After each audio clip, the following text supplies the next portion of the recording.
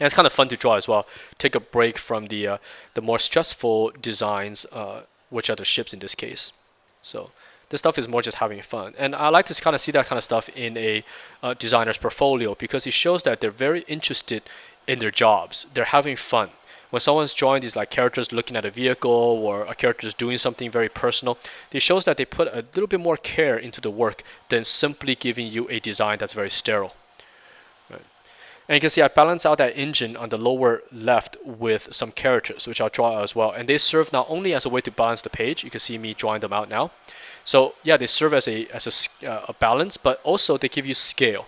These guys are drawing the same scale as the vehicles themselves. So this way, I sort of know if I was a 3D modeler, I'll know how big this vehicle now is. So I could use that character, guess probably around 6 feet tall, right? I could use that now as a rough measurement in my 3D software. So these are all kind of clues or tips coming from production, right? Again, I need to stress many times over, this is not an illustration. What you're looking at here is not artwork. Your goal here is the same thing as looking at a blueprint from an architect. It is a design that needs to be used in production. So the more information you can communicate to your clients or to the 3D modelers or to your pipeline, the more useful you are in a production pipeline, right?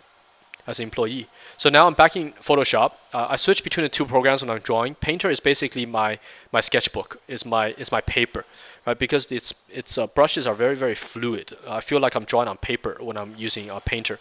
Whereas Photoshop is a very good software, but in a way it still feels a little bit digital to me. It's not that I don't connect with it as I connect with Painter and paper.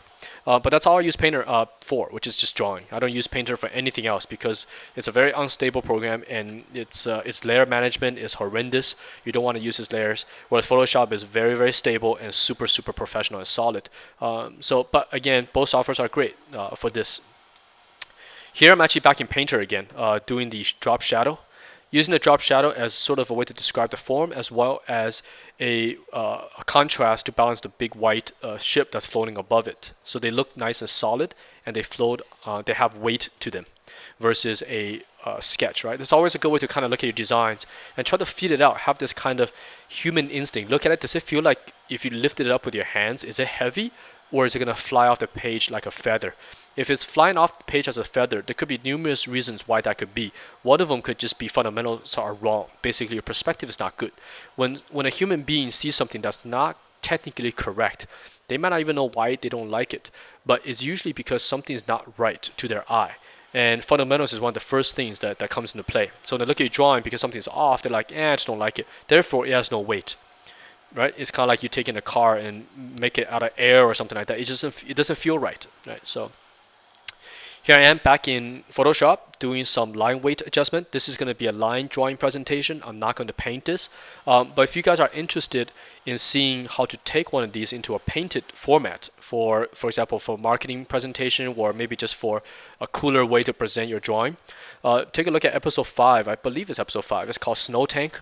So that's exactly taking one of these drawings I've done previously and painting it up. Okay. So here I'm just doing some minor detail cleanup, putting the hood element inside. These are supposed to be racers.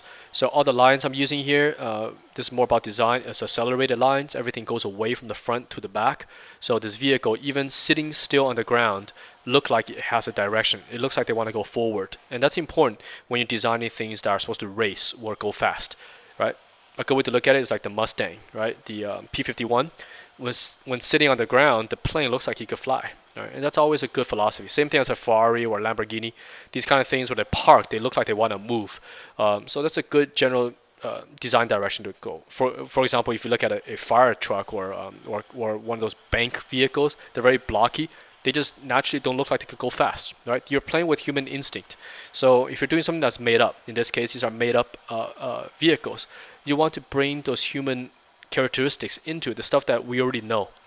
The things we know a Ferrari could go fast. We know that a jet fighter goes fast, right? So you bring those little elements into it.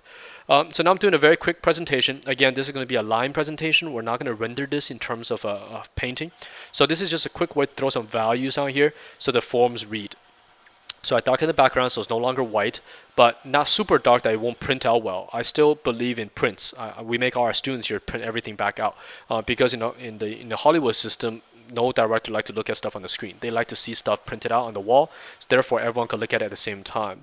So you gotta make sure your stuff actually prints out well and reads well from across the room. Right? So something like this, you see, it's being balanced for A3 paper, which is kind of like 11 by 17 in the US, but out here in Asia, they call it A3. Slightly wider, taller.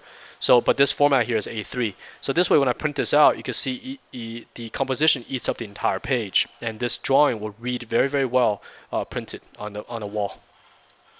So I throw in some quick values just to show the forms. Right, this is a different way. Now, the first one was a quick method. I did two different methods. The first one was just a very quick hit with the white. So now I'm going to do a little bit more intricate hit to show you guys how to make these things look like chrome or metal and shiny. Very fast. This is something you spend about 5-10 minutes doing. It's just for presentation, because there's no time in this type of scenario to paint it, nor do you want to do it because you are in a design phase number 1. These designs can maybe even not get picked, right? For example, we show 6 of these, and the client, where you or whoever is doing the art direction, picks only 1 of them, and then the other 5 doesn't get used. So if you're gonna spend time painting it, spend it on the one that gets chosen, not these, right? Unless you just have absolutely a lot of time during production, which for us freelance guys, it doesn't exist. Yeah. So here I'm just changing the color of the paper. I want to make it more silver-ish, so just change it to a cool gray, kind of blue-gray color. Put some headlights in there. So quick sketch. I hope you guys are gaining something from this. I mean, a lot of you guys want to see a vehicle sketch, and this is exactly how the majority of the vehicles out there in the industry are drawn using this method, right? Very industrial design. Same thing as drawing a product. But the key is that you have a cool design, draw well, and communicate that design to somebody else. So when this goes down the production pipeline, many people can understand what you drew and could build this and eventually turn it into a product, because the drawing that you see here in front of us is worth nothing in terms of production. It has no value. Right? These designs, if you make it into a video games or a film or even a toy, that's when these designs actually come to life. So you gotta think of design in that sense. So I'm darkening the paper a little bit so the highlights reads. But in any case, this drawings or demo is almost coming to an end. It's really quick, but hopefully you guys pick up some tips by looking at the way that industrial designers draw. Next week, maybe we'll focus on the painting of one of these. I'm not too sure yet. Or maybe do a more intricate drawing of one of these where we draw in every single detail, so it almost becomes like marketing art or something like that. Not too sure. But before we end, we got to write all our notes down here so we can communicate. Again, handwriting and notes are also part of your design. It's part of communication. Number them.